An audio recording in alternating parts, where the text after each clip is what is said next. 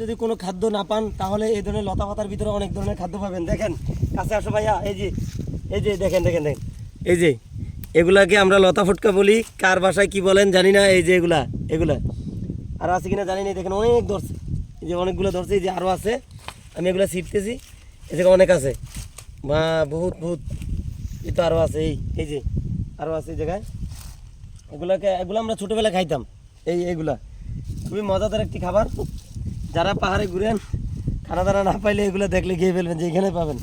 এগুলোর ভিতরে আপনার কি বলবো, এগুলোর ভিতরে ফাটানোর পরে ওই যে কি বলে টোকমা দানা আছে না, ঠিক সেম এরকমই টোকমা দানার মতন এগুলোর ভিতরে পাবেন। এই দেখেন, এই যে দেখছেন।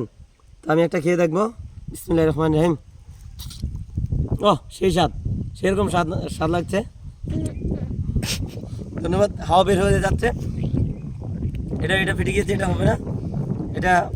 এটা মোটামুটি ভাই আমার জন্য একটা রাখি। হ্যাঁ, এটা আমি খাবো না, এটা ওনার জন্য রাখলাম।